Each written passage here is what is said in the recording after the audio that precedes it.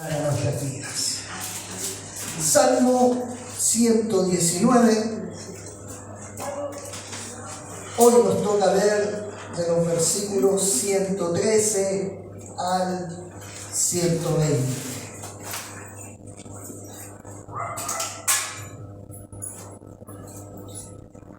Ya nos quedan menos. Después de este nos quedarán 6 predicaciones más del Salmo 119 y esperando en el Señor que siga hablando y ministrando en nuestro corazón. Salmo 119 de los versículos 113 al 120. Samek lleva por título estos párrafos.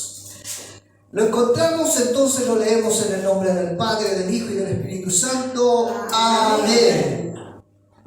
Aborrezco a los hombres hipócritas, mas amo tu ley. Mi escondedero y mi escudo eres tú. En tu palabra he esperado. Apartaos de mí, malignos, pues yo guardaré tus mandamientos de mi Dios. Susténtame conforme a tu palabra y viviré. Amén. Y no quede yo avergonzado de mi esperanza. Sosténme y seré salvo. Amén. Y me regocijaré siempre en tus estatutos. Hollaste a todos los que se desvían de tus estatutos, porque su astucia es falsedad. Como escorias hiciste consumir a todos los impíos de la tierra. Por tanto, yo he amado tus testimonios.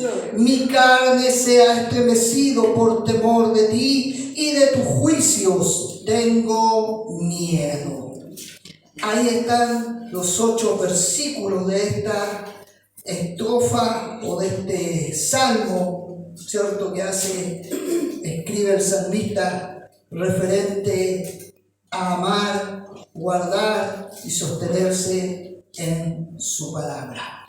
Si tuviera que ponerle un título al mensaje, este título no me gusta, pero lo voy a decir: bajo el juicio de Dios.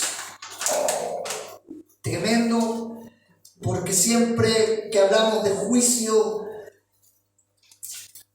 nuestra carne se eriza, se estremece, porque no quiere escuchar de eso. Quiere escuchar de la misericordia, de la bondad, del perdón, de que Dios está con nosotros y esas cosas, ¿cierto? Pero cuando hablamos de juicio, no nos gusta, nos da miedo, ¿no? Ojalá el pastor nunca hable de juicio, de infierno y de esas cosas, porque esas cosas como que no son para nosotros. Pero la Biblia está escrita, hermano, para nosotros también, y también habla de esas cosas. Parto diciendo que estos 8 versículos, hermanos, dentro de una figura literaria que se usa en la Biblia, es el quiasmo. ¿Qué significa esto? Es que habla de 2 personas. Básicamente habla del hombre justo y habla del hombre impío, ¿ya? Y después se vuelve a repetir lo mismo sobre el hombre impío, sobre el hombre justo. El quiasmo es una figura literaria que se repiten las cosas pero se van intercambiando. Para que lo puedan entender de una forma simple, dice la Escritura: los postreros serán primeros. Pero luego se intercambia la misma oración. Los postreros serán primeros y los primeros serán postreros. Bueno, aquí está hablando, o nos va a hablar del hombre justo, nos va a hablar del hombre impío, pero después nos va a hablar sobre el juicio, sobre el hombre impío y sobre el hombre justo. Así que no se vaya asustando, sino que preste atención simplemente a lo que dice la Escritura. Parto con el primer punto, que dice un contraste entre el justo y los hipócritas. La primera sección del Salmo comienza presentando este contraste. Primeramente encontramos a un hombre llamado o identificado bajo el título de hombre hipócrita. Dice: aborrezco a los hipócritas. En nuestro contexto, en nuestra vida o en nuestra mente, Cuando hablamos de esta palabra hipocresía o un hipócrita, es alguien que generalmente o es una persona que dice una cosa y hace otra, ¿cierto? Por ejemplo, te voy a pagar mañana y no te paga mañana. Para mí esa es una persona hipócrita. Es como, por ejemplo, cuando usted dice voy a llegar a las 8, pero no llega a las 8. Para nosotros en ese contexto, ese sería una persona hipócrita que va cambiando y no cumple lo que dice. Pero el salmista, hermano, le da un sentido más profundo a esa palabra hipócrita. La idea de la palabra hipocresía en este contexto es como cuando dice Santiago 1:8, cuando habla sobre el hombre de doble ánimo. Una versión más centrada o más que expresa más la idea de la Nueva Traducción Viviente dice: detesto a los que tienen divididas sus lealtades. Aquí el salmista no está diciendo, no está hablando de los hombres que le deben a él o que le han prometido cosas, sino que se refiere básicamente a los que no le han cumplido a Dios. El salmista, cuando dice aborrezco a los hipócritas, son esas personas que le han prometido cosas a Dios y no le han cumplido. Amén. Señor. De hecho, todo el versículo o varios versículos hablan de esta misma porción. Son identificados estos hombres como los malhechores, ahí en el versículo 115, a los que se desvían de los estatutos del Señor, en el 118, los impíos, ahí mismo en el versículo 119. Estas personas hipócritas para el salmista son personas malhechores que practican la maldad y viven practicando la maldad, desviándose de los estatutos de su corazón o los estatutos del Señor. Y este personaje, este salmista, aborrece esas personas. Y yo le pregunto a la iglesia, ¿tenemos el mismo sentir? Aborrecemos. Y aborrecer no es odiar, hermanos. Escúcheme bien, no es odiar, es no aceptar lo que hacen otros. Aborrecemos a los que rechazan a Cristo. Y usted me dice, no, pastor, ¿cómo? Si tenemos que amarlo. Aborrecer, hermanos míos, es no aceptar lo que hacen otras personas, es alejarse, es poner una pauta y decir, no, esto le desagrada al Señor, por lo tanto me desagrada a mí. Pero ahí saltan los evangélicos a decir, no, pastor, si hay que amar al prójimo. Usted ama a la persona, pero no ama las cosas que hace. ¿Me entienden? Usted ama a la persona, pero no va a amar el pecado que está cometiendo. El salmista llega a decir de esta manera, aborrezco a los hipócritas, a quienes rechacen a Dios, a eso yo aborrezco. A los que injurian a Dios, a eso yo aborrezco. A los que toman el nombre de Dios en vano, a esos yo aborrezco. A esos yo rechazo, no los acepto. ¿Por qué? Porque el salmista amaba a Dios. Porque el salmista amaba a Dios, adoraba a Dios, amaba su palabra y sus estatutos. Y hay muchos, inclusive dentro del círculo cristiano, que rechazan la palabra de Dios, que no aceptan la palabra de Dios, que quieren hacer sus cosas o quieren implantar sus ideas y no de acuerdo a lo que la Escritura dice. Y usted me dice, pastor, ¿y cómo son llamados esos hombres? Dentro de la Biblia son llamados impíos. Pero si yo voy a la iglesia, yo canto, yo adoro, yo doy ofrenda. Pero déjeme decirle que si usted rechaza la palabra de Dios, usted es visto con el Señor como un impío. Oh, esperaba un amén. Esperaba un amén. Y usted dice, pastor, se está poniendo duro. No sé, no es que me ponga duro, es que es lo que dice la Escritura, hermano. El rechazar la palabra de Dios nos transforma en personas impías. Y esa es la definición de la Escritura. Cuando habla de los hombres malvados, está hablando de hombres que rechazan la voluntad, rechazan los mandamientos, rechazan la palabra de Dios. Y cuando usted y yo rechazamos la palabra de Dios, nos estamos volviendo en personas impías. Y por más que usted ore y por más que usted diga el nombre del Señor, Dios no va a responder a su oración. El salmista dice: aborrezco a los hipócritas. Amén. Sí, Señor. Porque él no era un hipócrita, él amaba a Dios. Y el amar a Dios significa hacer su voluntad. Amén. El amar a Dios significa guardar su mandamiento y llevarlo a la práctica. Amar a Dios significa tomar su palabra y obedecerla. Gloria a Dios. Y si no la obedezco, me estoy volviendo un impío. Y la pregunta es: ¿la iglesia está aborreciendo a los hipócritas? ¿Está dejando de juntarse con quienes lo están llevando por un mal camino? ¿Con quienes los están separando de las cosas de Dios? A veces, hermanos míos, preferimos darle el gusto a los hombres, a la carne, antes que a Dios. Pero no solamente hace la descripción el salmista del hombre o de los hombres hipócritas, sino que también hace la descripción de un hombre justo.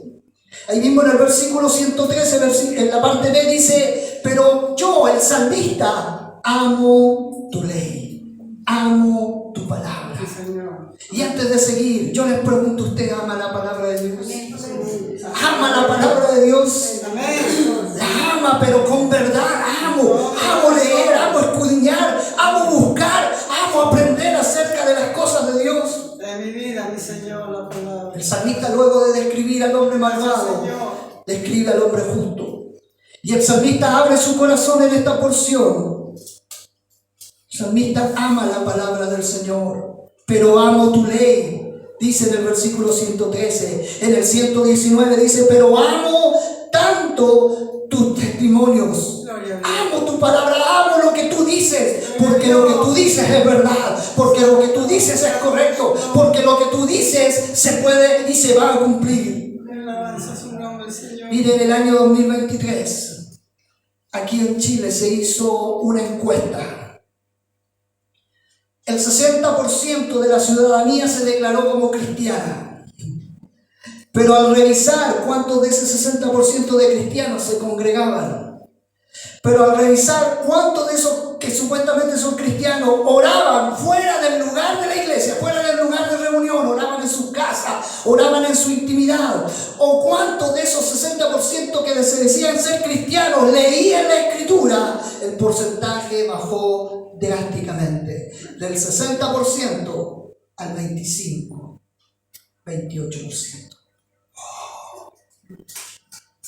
¡Qué tremendo! Porque usted puede decir ser cristiano, pero si usted no ora, si usted no lee la escritura, si usted no busca de Dios, usted no es cristiano. Usted tiene el título de cristiano, pero jamás ha ejercido realmente como un cristiano. A lo mejor usted ha escuchado por ahí lo que muchas veces yo he escuchado: yo creo en Dios, pero no creo en la iglesia porque son todos corruptos, son todos malos, son todos pecadores. Y usted cree que van a la iglesia que los justos y los santos. Somos todos pecadores y todos los que están en la iglesia somos pecadores. Otros dirán: yo creo en Dios, pero no confío en la Biblia porque la Biblia la escribieron los hombres, por lo tanto yo no confío en la Biblia. Parece que algunos lo han escuchado porque me asientan así con la cabeza. O incluso esto que siempre yo escucho: yo creo en Dios, pero a mi manera. ¡Aleluya! Pero a Dios no se cree a su manera. A Dios se le cree como Él lo ha estipulado. Si al mismo tiempo estas personas no están leyendo sus Biblias, entonces ¿cuál es el Dios que creen? El Dios de la iglesia, el Dios de la mente, como hablábamos ayer y hemos hablado durante un buen tiempo. El hombre tiene una idea acerca de Dios. Dios es amor, Dios es misericordia, Dios me tiene que dar de comer, Dios me tiene que dar de vestir, Dios me tiene que dar el trabajo, Dios me tiene que dar el sustento. Ese es el Dios que hemos creado en nuestra mente. Pero el Dios de la Biblia es el Dios del perdón, de la misericordia, es el Dios de la salvación, es el Dios que te levanta, que te restaura, que no tiene nada que ver con las cosas materiales que a veces vemos. El Dios de la Biblia es el que te sustenta tu vida espiritual. Amén. Sí, Señor. Gracias, Señor. Hay algunos que se dicen ser llamados cristianos, siempre y cuando no limiten su supuesta libertad.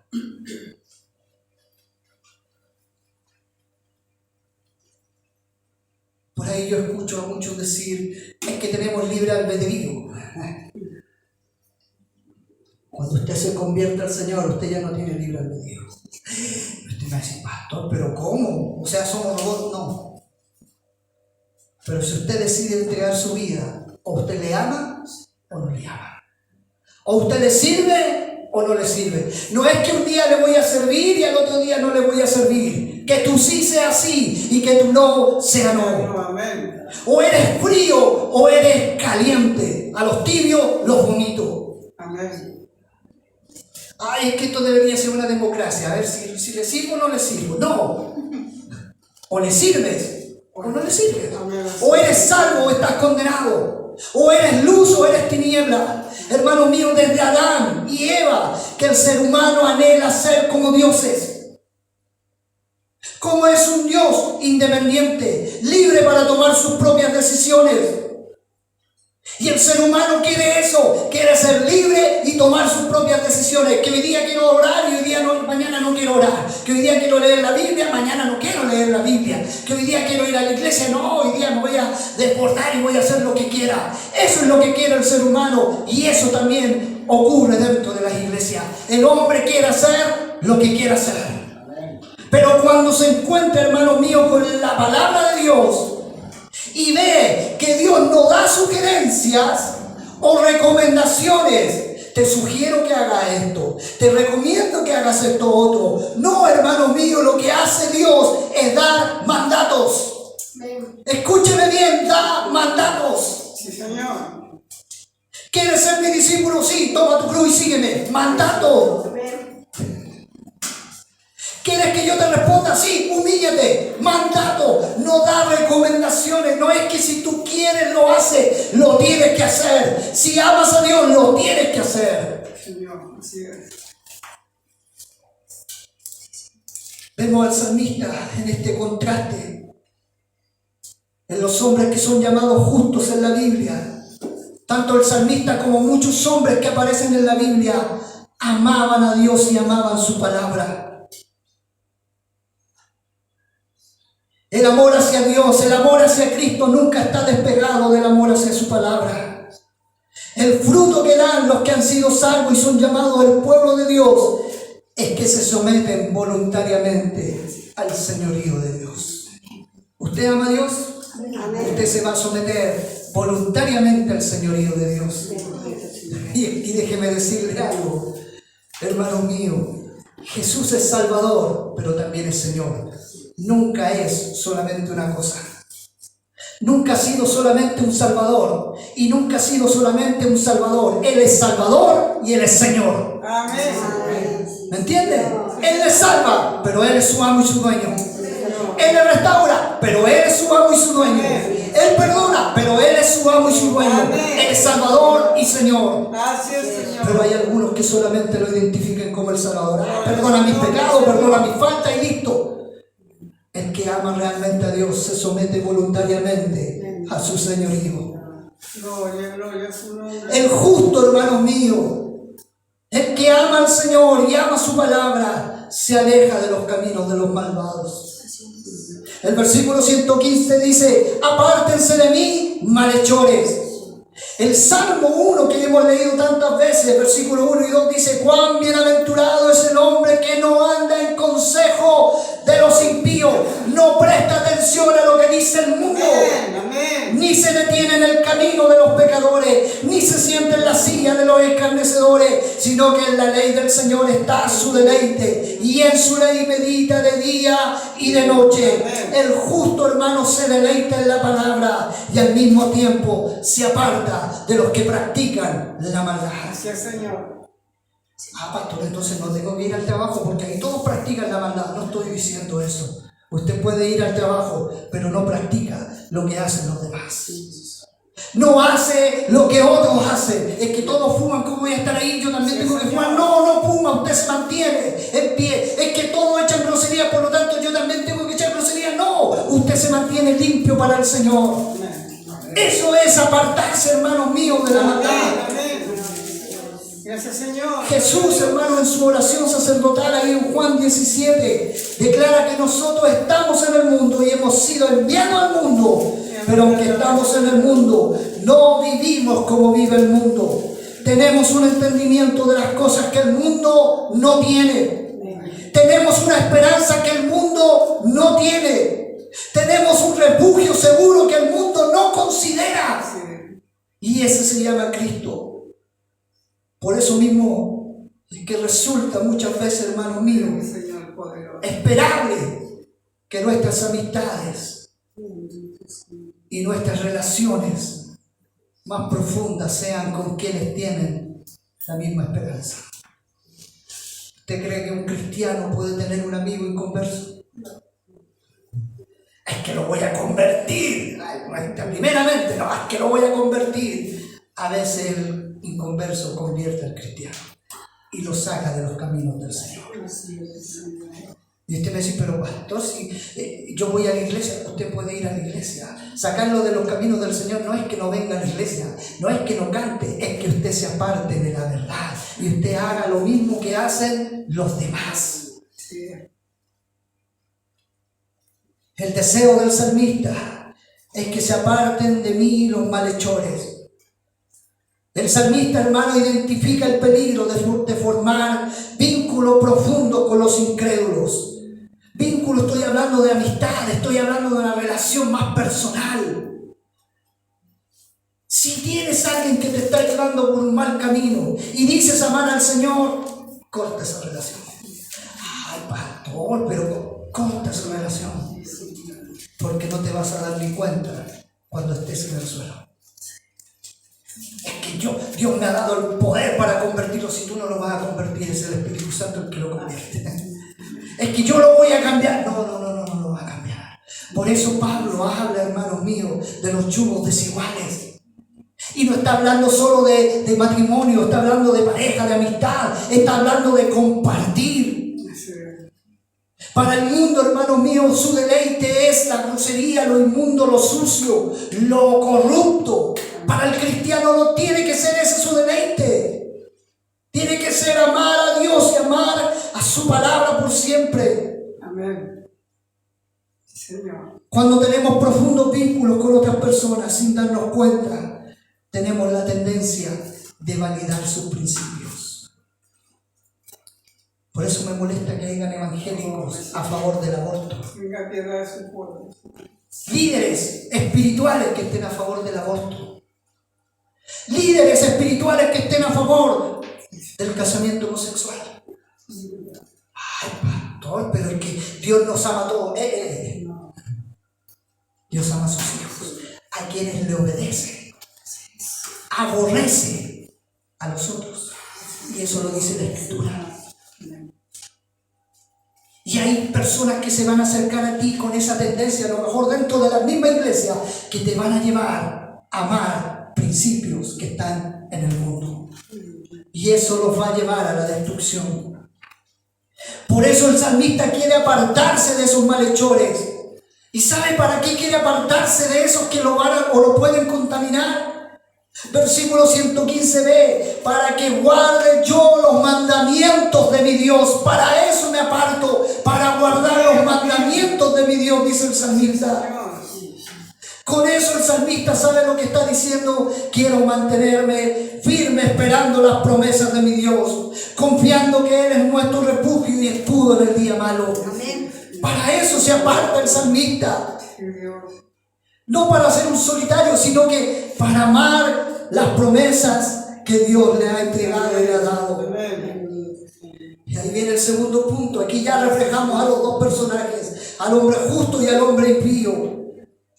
Pero ahí viene el segundo punto, el clamor del justo.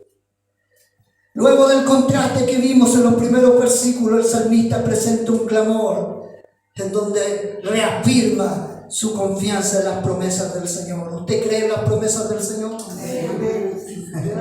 No hemos hablado en otras ocasiones. ¿Cuáles son esas promesas del Señor? Voy a cambiar el auto. Voy a tener una mejor economía, ¿no? Las promesas del Señor es que nos sustenta, es que que nos tiene en su mano y nadie nos arrebata de su mano. Las promesas del Señor es que nos perdona, es que cada vez que nosotros nos humillemos ante Él, Él nos perdona, nos restaura y nos vuelve a levantar. Es que cuando estás cayendo al hoyo, Él te toma de su mano y nos saca. Las promesas del Señor es que Él restaura nuestra vida, que Él nos da vista a los que estábamos ciegos. Él vuelve a darnos vida cuando a lo mejor estamos sintiéndonos morir. Esas son las promesas del Señor para sus hijos. En los versículos 116 y 117 el salmista repite una palabra dos veces. Sosténme, le dice. Sosténme. Estoy a lo mejor a punto de caerme, pero Dios, sosténme en tu mano. Sosténme para no caer. Oh, qué oración más gloriosa. Y usted me dice, pastor, pero ¿cómo va a ser eso una oración? Claro que sí, porque a través de las circunstancias de la vida muchas veces estamos a punto de desfallecer, estamos a punto de soltarnos de la mano, tanto a lo mejor situaciones que nos vienen a nuestra vida, estamos a punto inclusive de mirar hacia atrás. Pero el salmista le dice, sosténme, porque creo y confío que tú eres el Dios que sostiene mi vida. Eso le está diciendo el salmista. El salmista no está diciendo esta palabra por si acaso. Él sabe y está haciendo la petición porque Dios cuida de él. Es un clamor a Dios para que recuerde lo que Dios ha prometido. Y Dios ha prometido a sus hijos que cuando nosotros venimos a Él, Él nos sostiene. Él nos tiene resguardado de su mano. Y vuelvo a decirlo, lo que dice la Escritura: nadie lo arrebata de su mano. Cuando el Padre le dice al Señor, oye, tienes lo que es tuyo, Jesús le dice, tengo a todos en mi mano excepto al hijo de perdición. Y ahí el Padre le aconseja y le dice, nada, nadie lo arrebata de su mano. Y el salmista en esa oración le está diciendo, sosténme, recordándole las promesas. El salmista le está pidiendo a Dios que recuerde lo que ha prometido. ¿Usted en su oración le recuerda lo que Dios le ha prometido? Gracias.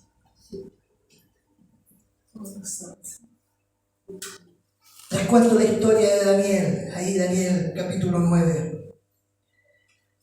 Daniel fue un hombre que experimentó el exilio en Babilonia. Dios había juzgado a su pueblo por su infidelidad al pacto. Los sacó de la tierra donde habían nacido y a donde habían estado sus padres y los envía exiliados a una tierra extraña. Pero Dios, a través del profeta Jeremías, había anunciado una profecía que les decía que el exilio iba a durar 70 años. Hermano mío, Daniel no llevaba ni un año en el exilio, ni un año. Estaba recién comenzando los meses en el exilio. Y él hace esta oración en Daniel 9, versículos del 1 al 3. En el año primero de Darío, hijo de Asuero, descendiente de los Medos, que fue constituido rey sobre el reino de los caldeos, en el año primero de su reinado, yo, Daniel, pude entender en los libros el número de los años en que por la palabra del Señor, que fue revelada al profeta Jeremías, debían cumplirse las desolaciones de Jerusalén, 70 años. Volví mi rostro a Dios el Señor para buscarlo en oración y súplicas, en ayuno, sicilio y cenizas. Hermanos, para que esta palabra se pudiera cumplir, tenían que pasar 70 años. Daniel no llevaba ni un año y comenzó a orar en la promesa que Dios le había dado. Señor, te recuerdo, vamos recién en el primer mes, pero te recuerdo que tú prometiste que a los 70 años íbamos a volver de Babilonia, íbamos a volver a nuestra tierra prometida. Hermanos, si Daniel hubiera durado los 70 años en el exilio, 70 años hubiera estado orando todos los días de la misma forma en las promesas del Señor. Uno que ama al Señor y cree en las promesas, ora en esa dirección. Señor, tú me prometiste, o tú prometiste en tu palabra que me ibas a restaurar. Aquí estoy, restaura mi corazón.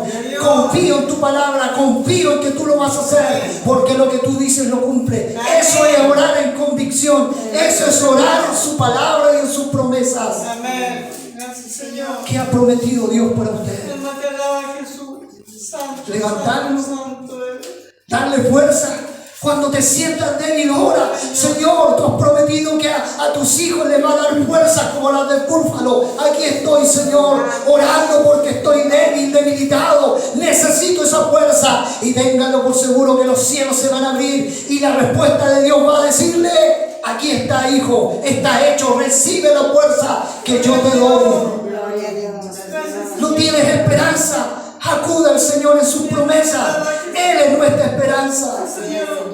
Señor, tengo dudas, no sé si es verdad o mentira. Acude al Señor. Jesús dijo: yo soy la verdad y la vida. Acude al Señor en esas promesas. Dios, hermanos, se complace cuando oramos y oramos su palabra. Cuando oramos en la Escritura. ¿Y sabe por qué se complace? Ay, es que Dios nos ama tanto y se complace por eso. Ay, es que somos tan importantes para Dios. No se complace por eso. ¿Sabe la voz que uno escucha del cielo? Yo soy omnipotente. Yo soy omnipresente. Soy inmutable. Y mis hijos están aprendiendo a saber que yo no cambio. Y que lo que digo, lo cumplo. De eso se agrada el Señor. Porque usted y yo estamos reconociendo quién es Dios. Aprendiendo a reconocer quién es Dios. Y Dios es mucho más que el que le sustenta y le da comida y esas cosas. Él es soberano. Él es supremo. Él es soberano. Él es inmutable. Él no cambia. Usted y yo cambiamos. Él no cambia. Él lo que ha dicho lo cumple. Amén. Aleluya. Somos nosotros los que cambiamos, Él no. Y cuando usted reconoce al Señor tal cual es, Dios responde. Gracias, Señor. Y de ahí viene el beneficio de la palabra. La vida y seguridad. En el versículo 116, el salmista pide ser sostenido, meditando en la palabra de Dios para que viva. Para estar seguro. ¿Usted está seguro en el Señor? ¿Dónde más podemos ir? ¿Dónde más vamos a poder estar seguros si no es en Él? En Juan 6:66 nos relata que muchos de sus seguidores se apartaron de Él porque se dieron cuenta que la palabra del Señor comenzó a ser más dura. O le sirves o no le sirves. O dejas esto o no lo dejas. O me amas o no me amas. Y Jesús le pregunta a sus discípulos, tal como Él era: ¿ustedes también se quieren ir? Pedro le da la conocida respuesta: Señor, ¿a quién iremos? Tú tienes palabras de vida eterna. Y nosotros hemos creído y sabemos que tú eres el Santo de Dios. Escúcheme bien.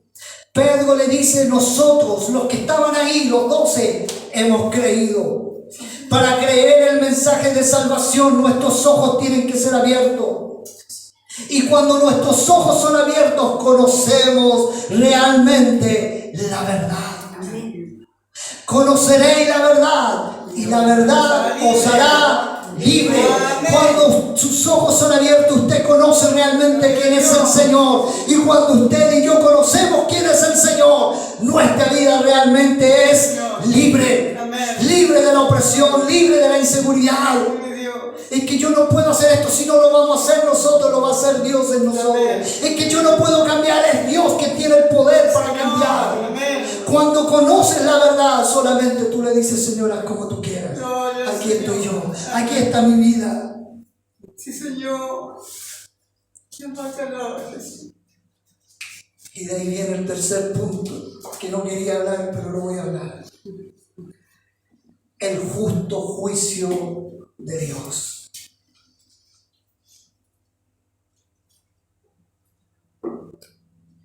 Veíamos al principio el contraste entre los que aman al Señor y su palabra y los que tienen una lealtad dividida. Escúcheme bien, si usted ama al Señor y su palabra, está bien, pero si tiene una lealtad dividida, está mal. Esa lealtad dividida es amar al Señor y amar al mundo. Es amar al Señor y amar la carne. Es amar al Señor y amar las cosas del mundo. O amas al Señor o amas al mundo. No puedes tener una lealtad dividida. O nos sometemos a Dios o no nos sometemos a Él. El salmista habla sobre el juicio de Dios sobre los rebeldes. Cuando es tratado el tema del juicio de Dios sobre los hombres, muchos se incomodan. Incluso, como dije al principio, en el ambiente evangélico a muchos no les gusta este tema. Algunos comienzan a señalar o a hablar de que cómo Dios va a juzgar al hombre. Eso es ser exagerado, si Dios es un Dios de amor. ¿Cómo Dios va a andar juzgando a personas si Él nos dio el libre albedrío para que nosotros decidiéramos y hiciéramos lo que quisiéramos? La verdad, no tengo ni idea, hermanos míos, qué significa el libre albedrío para esas personas. ¿Y en qué parte de la Biblia lo sacaron? Porque en la Biblia en ninguna parte dice o habla de que el hombre tiene que tomar decisiones y hacer lo que quiera. O le obedeces a Dios o no le obedeces. Pero no podemos andar que hoy día lo amo y mañana no lo amo. El Espíritu Santo, hermano, dejó claro ahí en Romanos capítulo 3, versículos 10 y 11, donde dice: no hay justo, ni aun uno. No hay quien entienda, no hay quien busque a Dios. Y el versículo 23 lanza una terrible declaración absoluta: por cuanto todos pecaron y están destituidos de la gloria de Dios. El estar destituido de la gloria de Dios, hermano mío, implica también el juicio de Dios sobre cada uno de los hombres que han nacido en la tierra. Y ahí estábamos usted y yo. Porque no hay ninguno que busque a Dios. Estábamos todos destituidos de la gloria de Dios, pero Dios en su soberana misericordia nos perdonó, nos rescató y nos libró de su ira venidera. A pesar de lo que enseñan muchos pasajes en la Biblia, siempre pensamos que el infierno y el juicio son para otras personas y no para nosotros. No, es que Dios tiene que castigar a los que realmente hacen daño. El mentir, el robar, el echar una grosería, el decir falsedades, como que no son pecados tan importantes como matar a alguien. Ese que mata a alguien, ese no sé, que viola a una persona, esos deben ir al infierno. Nosotros que no hacemos esas cosas no debemos ir al infierno. Pero recuerden que Dios, el pecado es pecado. Escúchelo bien, para Dios el pecado es pecado. Y es tan veraz que dice su palabra que ni los mentirosos entrarán al reino de los cielos. Sí, Señor. No lo digo yo, lo dice la Escritura. Nosotros hacemos diferencia, Dios no. Todo lo que vaya en contra de Dios es pecado. Sí, Señor. Amén. Tenga misericordia. Hermanos míos, frente al juicio de Dios no hay un terreno neutral. Toda la humanidad ha caído, por lo tanto, toda la humanidad necesita reconciliarse con Dios. Por una parte, el salmista decía al principio: aborrezco a los hipócritas. Pero este no es solamente el sentir del salmista, sino que también es lo que Dios ha declarado en su palabra. En el Salmo 5:5 dice: aborrece a todos los que hacen iniquidad. ¿Usted ha hecho iniquidad? ¿Ha hecho iniquidad? Y la palabra de Dios dice: aborrezco a todos los que hacen iniquidad. Y a veces nos sentimos así como la gloria. Cuidado, cuidado, hermanos míos, porque eso nos tiene que llevar a arrepentirnos, a volvernos a Dios, a buscar de Él. Sí, Señor. El Salmo 7:1 dice: Dios es juez y justo, Él está airado contra el impío todos los días. Y usted me va a decir: pastor, yo soy un hijo de Dios. Si tú aborreces la palabra de Dios, te vuelves un impío.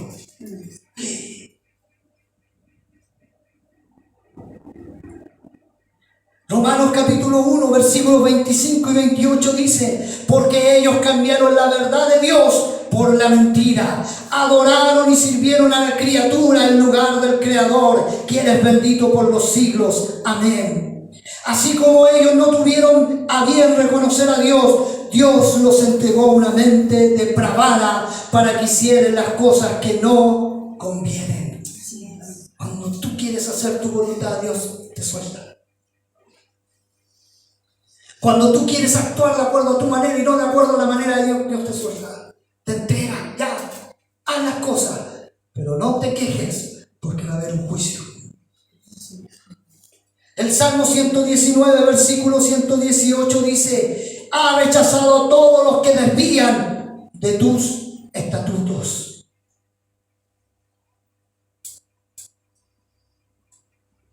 El juicio de Dios es severo y veraz. Sí, Señor. Y va a partir por la casa. Sí, Señor. Pastor, va a partir por la casa. Casa de Jesús. Parte por sus hijos y después incluye a los impíos. Mateo 3, hermanos míos, nos presenta la parábola del trigo y de la cizaña, donde se expresa de otra forma lo que vamos o lo que vimos, estamos viendo en el pasaje. Dios ha determinado que un día va a juzgar a los hombres. Y si te halla bien, a un Cristo. Y si te halla mal, todos ustedes saben dónde vamos a ir, al infierno. Y no es meter miedo, no es asustar, es que nosotros tomemos conciencia a quién estamos sirviendo. Y aquí queda la última parte. ¿Quién es verdad justo? ¿Usted es justo? ¿Se considera justo? ¿Cuál de estos dos hombres nos describen mejor? ¿El hombre impío o el hombre justo? No me responda, respóndase usted mismo. Somos alguien que siempre amamos la palabra de Dios y buscamos someternos cada aspecto de nuestra vida a ella. Desde aquí yo digo no. Porque siempre tenemos otras cosas que hacer. Y de verdad no amamos la palabra de Dios como debería ser. Ni buscamos someter nuestra vida a ella todos los días. ¿Es el Señor siempre el primer lugar donde corres para encontrar descanso en Él? Alguno me va a decir sí, otro me va a decir no.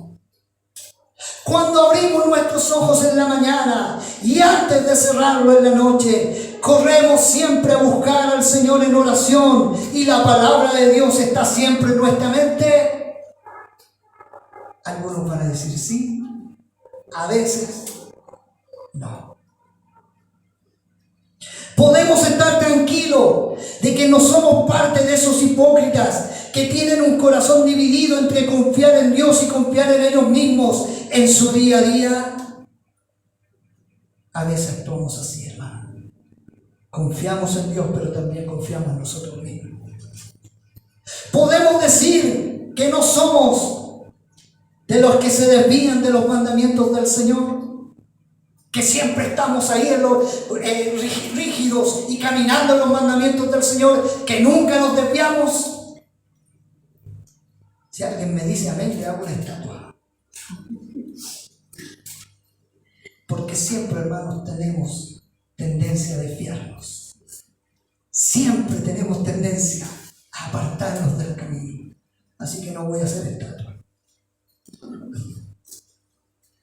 Si hasta ahora usted está pensando que este salmo, al hablar del justo, está describiendo nuestra vida, y por otra parte lo malvado que son los demás, es que no estamos poniendo atención suficiente. ¿Cuántos justos hay aquí? Ni los perros me saludaron. No hay ninguno justo. Pero ¿quién es el justo que habla la Biblia o que habla el salmista?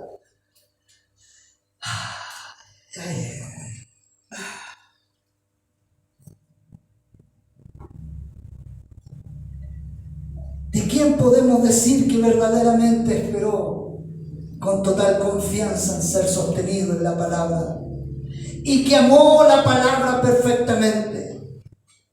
¿Quién pudo haberse sostenido perfectamente en la palabra de Dios? ¿Quién fue obediente, hermanos míos, en todo, en cumplir la palabra de Dios? ¿Fue usted?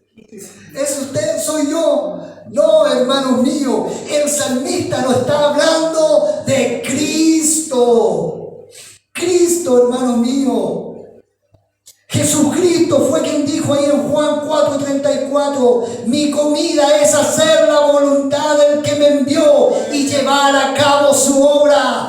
Mi comida, mi alimento, decía Jesús, es hacer la voluntad del que me envió, mi Padre, y llevar a cabo su obra. Él es el cumplimiento de la ley de los profetas.